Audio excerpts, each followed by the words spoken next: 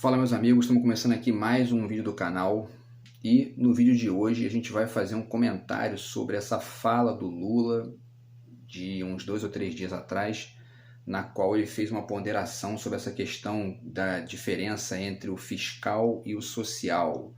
Então o Lula fez uma ponderação falando sobre a fome, né? Colocando que ele inclusive se emocionou, né? E aí colocou que a questão da fome para ele era fundamental, era o projeto número 0, na verdade, dele, e ponderou também que tem gente que acaba dando valor a essa questão de teto de gastos, enfim, que coloca a questão fiscal na frente da questão social, que isso é um problema. Por quê, né, que tem gente que ainda faz isso? A gente vai tentar entender o porquê. E aí isso acabou gerando automaticamente algumas reações na grande mídia, né, na chamada mídia, na chamada grande mídia, na mídia de massa, e também no tal, aspas, mercado. E é uma das coisas que a gente vai tentar também entender no vídeo de hoje, é quem é esse tal de mercado, né, que é tão protagonista aí dessas modificações de humor que acabam afetando a vida de muita gente, tá? Então, a gente começa, na verdade, ponderando justamente a fala do Lula, né, que ele fez essa distinção entre o social e o fiscal. E aí é interessante a gente entender, na verdade, o que é isso, né? Quem é esse tal mercado, né, que é, na verdade, o protagonista dessa parte fiscal aí da fala do Lula. Existe uma diferença radical que a gente tem que traçar para poder entender essa questão entre um mercado que é o mercado produtivo, ou seja, o sujeito que, enfim, que ele planta, né, alguém que tem alguma plantação de milho, enfim, né, ou trigo, e que vende essa plantação, e alguém também que vem, ou então alguém que vende um produto, né, que já é mais trabalhado, né, como uma roupa, por exemplo, né, você tem o tecido de base, tem o algodão, e você tem a pessoa que produz a roupa, que, enfim, que faz ali a costura e tudo mais, tem uma fábrica que produz e aí vende, né, isso para um lojista e tal, o lojista vende isso para o consumidor final. Todas essas pessoas fazem parte de uma cadeia de produção direta, ali, uma produção primária de produtos. Mas você tem também um outro mercado, né? Porque esse seria o mercado então de produção. Mas você tem também um outro mercado, que é o mercado de ações.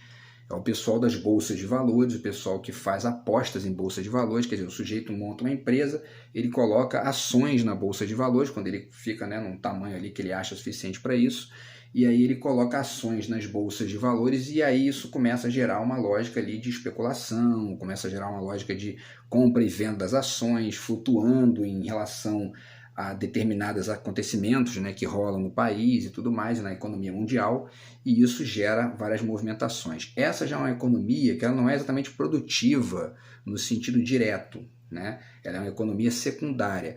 Porém, isso tem ganho nas últimas décadas no mundo um protagonismo violento que a gente precisa debater. Para entender melhor ainda isso, vale a pena citar o filme, né, que é A Grande Aposta, que foi um filme feito há alguns anos sobre a crise de 2008 nos Estados Unidos.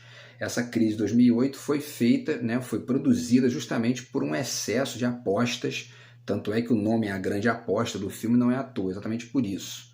Então houve uma movimentação ali em relação à questão do subprime, ligado à questão de parcelamento de casas, né, e habitações de maneira geral, e isso foi ganhando uma proporção tão violenta. Quem assistiu o filme vai entender melhor, não dá para explicar aqui o filme inteiro, a gente pode até fazer vídeo sobre isso no futuro, mas o fato é que isso explica muito bem como aconteceu a crise de 2008 nos Estados Unidos. Essa crise foi produzida por gente de bolsa de valores e ao mesmo tempo de apostas ali de subprime, o mercado financeiro funcionando da sua forma.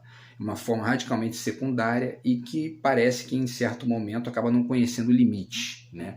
Quem estabelece esses limites para o mercado financeiro é justamente o Estado, né? E foi isso que o Obama fez, né? Ele pegou $1 trilhão ou até mais para poder salvar certas empresas que estavam indo, né, à bancarrota e destruindo a economia destruindo a economia em cadeia, né? E isso acabou gerando inclusive crises violentas em outros países, como a Islândia, por exemplo, e a Grécia, quem lembra disso, né? Tudo isso foi feito por conta dos excessos do mercado financeiro, que não teve o contraponto estatal na hora correta, né, que é a legislação, que é um controle, que é uma fiscalização, e ao mesmo tempo uma lógica que é mais voltada para o social do que para a lógica das apostas, né? E é muito curioso, né? A gente vai falar também sobre isso no vídeo de hoje, que esse tal mercado esteja incomodado com a fala do Lula na medida em que a gente viveu os últimos 4 anos aí, né, um fracasso fiscal no Brasil, né, um fracasso de tudo, o teto de gastos funcionando para poder travar investimentos, a economia do país está completamente sufocada, né? O Brasil não tem... E outro detalhe, o governo Bolsonaro, inclusive, aumentou a carga tributária do país, coisa que é, inclusive, uma marca dos governos neoliberais, né? E aí isso faz com que a gente tenha que entender também a diferença entre neoliberais e desenvolvimentistas, porque essa é a tônica do debate que a gente está vivendo no Brasil das últimas décadas, e, na verdade, praticamente desde sempre, desde que, né, os governos, as eleições e tal começaram, né, desde que o Getúlio Vargas estabeleceu de fato aí o desenvolvimentismo no Brasil, é que a gente tem esse combate aí entre a direita e os desenvolvimentistas, e essa direita no mundo de hoje ela tem um retrato, ela tem uma faceta que é neoliberal. É interessante a gente entender isso. E aí vamos distinguir então, o que significa o neoliberalismo basicamente? É uma tese baseada em uma série de autores aí que estabeleceram algumas diretrizes para isso, enfim, né, a Escola de Chicago, Hayek, uma série de outros autores, e eles estabelecem que o Estado tem que ser mínimo, tem que sair de cena, não pode controlar a economia, as bolsas de valores funcionam, né? E no caso do Brasil especificamente, as bolsas de valores funcionam e protagonizam o processo, e no caso do Brasil especialmente, a gente tem um processo de desindustrialização radical do país, que fica, né, vivendo como um exportador de commodities, né, e aí começa a importar tudo que é produto mais trabalhado lá de fora, quando poderia investir, na verdade, em indústria aqui, uma série de coisas. E aí essa já é a visão dos desenvolvimentistas, né? Os desenvolvimentistas consideram que o Estado tem que ser atuante, tem que ser, né, um ator fundamental e protagonista no desenvolvimento e no investimento público, pela via do investimento público, né? O foco acaba sendo na produção e não nas bolsas de valores, né, nas apostas, que é o que acontece com o orçamento, por exemplo, nos governos neoliberais, né? E uma reindustrialização do país, que é o projeto especialmente do Ciro Gomes no Brasil, mas a gente espera agora que também o Lula compre essa batalha para poder voltar o Brasil a crescer, né? Então, para entender essa figura estranha, que é o tal mercado, que fica mal-humorado quando se fala em social, etc. e tal, é preciso entender que a gente está vivendo, na verdade, uma guerra entre o neoliberalismo e o desenvolvimentismo. E o neoliberalismo tem vencido no Brasil, por isso que a gente está com a inflação alta, por isso que a gente está aí com o custo de vida nas alturas, o salário, né, sufocado, o poder de compra, e o dólar alto, enfim, a gasolina cara, o petróleo caro, porque isso faz parte do ideário neoliberal, faz parte de todo o projeto neoliberal, na verdade, que tem sido protagonizado no Brasil, tem sido incorporado pelo Paulo Guedes e sua equipe nos últimos 4 anos, tá?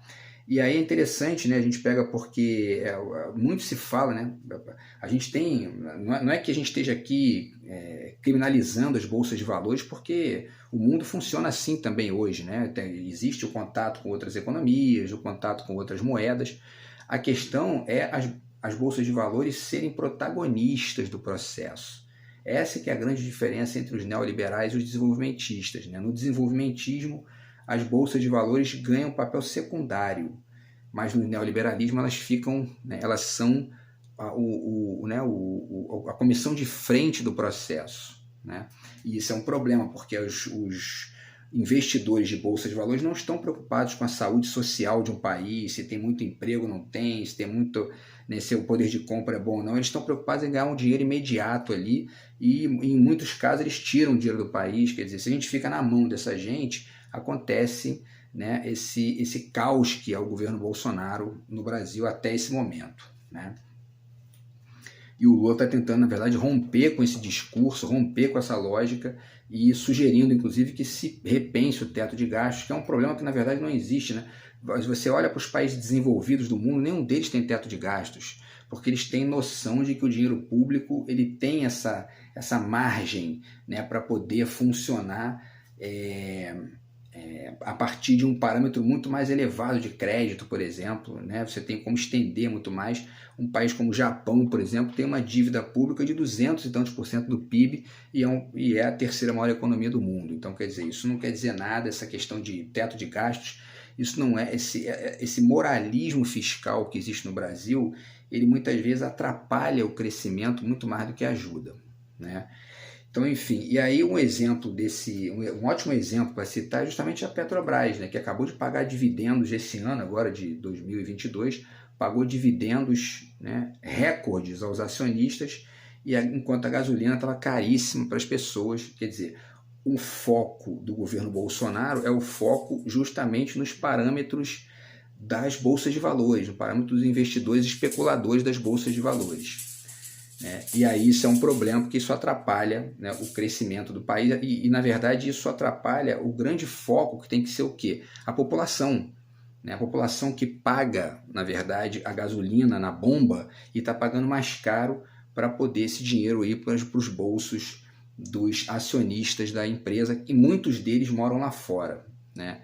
Então isso é um problema sério que a gente tem vivido no Brasil dos últimos 4 anos, na verdade dos últimos 6 anos, que quem instituiu essa política do PPI, que é, né, o preço de paridade internacional, foi justamente o Temer, né, quando roubou o governo da Dilma com um golpe. E a primeira ação que ele fez em relação ao petróleo foi trocar o presidente da Petrobras, colocar um sujeito chamado Pedro Parente, que tinha conexão com o PSDB, e o Pedro Parente instituiu o PPI para não mais sair até hoje, e a gasolina só fez aumentar. Ela diminuiu nos últimos meses por conta de uma gambiarra fiscal que o Bolsonaro fez, que na verdade acabou gerando um rombo que o governo Lula vai ter que consertar agora no primeiro ano de governo. Tá? Então o exemplo da Petrobras é muito importante, porque os desenvolvimentistas eles não fazem o PPI. O desenvolvimentista faz o quê? Ele trabalha com o subsídio, né, para controlar essas oscilações do tal mercado financeiro, do preço do dólar lá fora, enfim, né, da cotação do dólar, etc. e tal. E tudo isso é contrabalanceado por uma política estatal. Né? Isso é importante porque dá uma segurada no preço, e a população, na verdade, a maioria da população lucra muito mais com o desenvolvimentismo do que com o neoliberalismo. É estranho que, né, o Bolsonaro tenha 58 milhões de votos de uma população que foi prejudicada por ele sistematicamente nos últimos 4 anos. A única explicação para isso é que as pessoas realmente estão ignorando completamente o processo e a percepção, né, dessas diferenças de projeto que existem. Tá, pessoal? Então existe um mito, né, de que o Estado é ineficiente, que o mercado é sempre eficiente. O próprio exemplo da Petrobras é um ótimo exemplo para mostrar o contrário. Né? A Petrobras, na mão do mercado, acaba sendo ineficiente no sentido de gerar um bom preço para as pessoas. E, em contrapartida, quando ela tinha o papel, né, do desenvolvimentismo na frente com o governo Lula e no início do governo Dilma, houve o subsídio e isso acabou gerando um preço melhor para as pessoas pagavam a gasolina mais barata. E aí, em contrapartida, a gente tem também o exemplo da Vale do Rio Doce, né, que é um exemplo de um funcionamento de mercado muito ruim. Né? Por quê? Porque a Vale do Rio Doce, enquanto ela era pública, nunca aconteceu acidentes como os de Mariana e Brumadinho, que destruíram 2 cidades. E a Vale protagonizou esses acidentes depois já de privatizada pelo governo Fernando Henrique. Né? Então, enfim, isso põe por terra esse mito de que não, porque, né, o mercado gere sempre melhor as empresas do que o Estado. Isso é uma balela gigantesca, e a Europa inteira é um exemplo do contrário, porque a Europa funciona muito bem com o Estado atuante. Né? A Europa quase toda é desenvolvimentista e, enfim, ela funciona muito bem, tem resultados excelentes na sua economia e no seu lado social também, com serviços públicos gratuitos e tudo mais. Né, pessoal? Então, enfim, é um ótimo exemplo de que, na verdade, o mercado muitas vezes gere mal. É só a gente pensar na falência de várias empresas todo ano. Né? Tem um monte de empresas que vão à falência, isso mostra que foram mal geridas, né? Então, quer dizer, isso é um mito bem tosco, bem ingênuo, e tem que ser muito ingênuo para acreditar nisso, né? E aí a gente continua para falar de outras coisas, aí vamos falar de algumas citações importantes, tá? Interessante que teve rapidamente aqui, geradas por essa questão, por essa polêmica levantada em cima do discurso do Lula, tá? O Herbert Cordeiro, no Twitter, escreveu o seguinte, ó, abre aspas, onde estava o mercado financeiro quando Bolsonaro furou o teto de gastos 5 vezes em 4 anos? Onde ele estava quando Bolsonaro aprovou 42 bilhões em auxílio a 2 meses da eleição? Estava internado? Estava enterrado, né? Enfim, e aí a resposta, o Otávio Guedes, da Globo News, surpreendentemente, aqui uma pessoa da Globo News fez uma ponderação interessante a esse respeito, dizendo que, na verdade, o mercado é bolsonarista, né? E essa fala dele responde à pergunta do Herbert Cordeiro, quer dizer, onde é que o mercado financeiro estava, né? Quando o Bolsonaro furou o teto de gastos 5 vezes? Ele estava do lado do Bolsonaro porque ele é bolsonarista, né? Então, assim, o tal mercado, ele é a direita brasileira no seu, né, papel mais atrasado, que é o papel de querer protagonizar, na verdade, uma concentração de poder, concentração de renda e atravancar os processos de desenvolvimentismo que poderiam fazer o Brasil caminhar, tá? E aí a gente continua, né, só para finalizar aqui, vale dizer que é o seguinte, né? A mídia de massa, ela, de maneira geral, ela reproduz essa perspectiva neoliberal que busca sustentar o poder na mão dos mercados financeiros e tudo mais. Isso não é novidade. O jornal O Globo, no dia 26 de abril de 1962, publicou a seguinte manchete: considerado desastroso para o país um 13º mês de salário.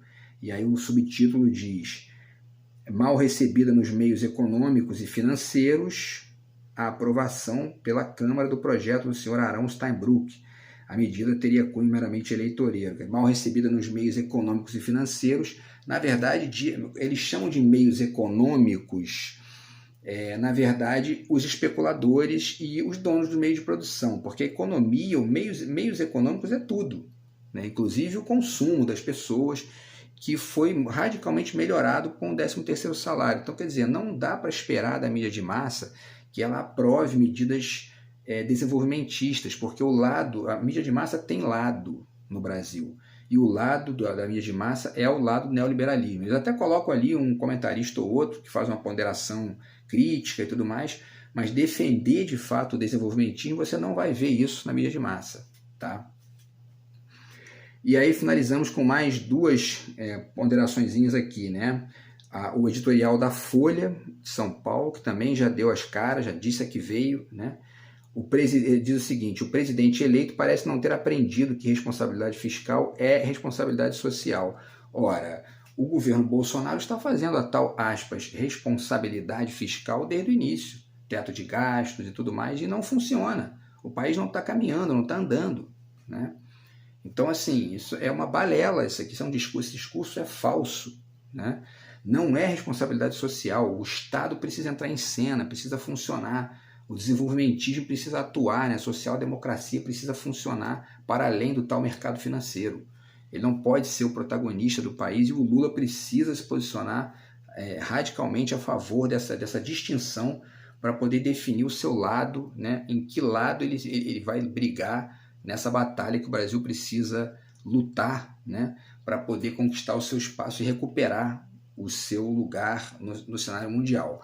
E o Lula já fez isso, né? O Brasil já foi a 6ª maior economia do mundo com ele, com a Dilma, e a tendência é a gente voltar a caminhar nesse processo, porque o PT tem projeto, né? Essa é que é a diferença do Lula, do PT para o Bolsonaro, que no fundo é um aventureiro que colocou ali um sujeito que é o Paulo Guedes, cujo projeto na verdade um projeto de gueto, um projeto de grupelho de poder, que esse é o projeto dos neoliberais brasileiros, tá?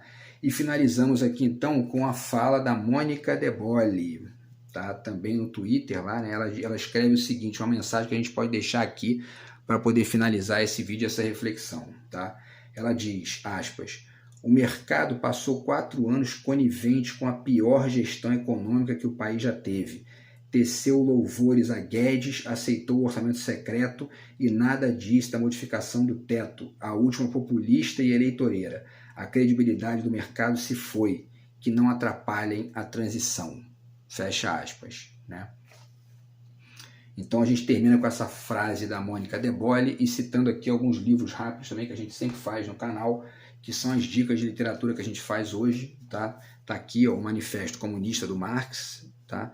Nessa edição aqui com alguns textos interessantes do Daniel Arão Reis Filho, Carlos Nelson Coutinho, o falecido Leandro Conder, enfim, Emir Sader, Marcelo Ridente, vários textos interessantes aqui sobre o Manifesto Comunista do Karl Marx. Tá? Livro importantíssimo para entender várias coisas que ainda estão acontecendo no mundo até hoje. Tá bom?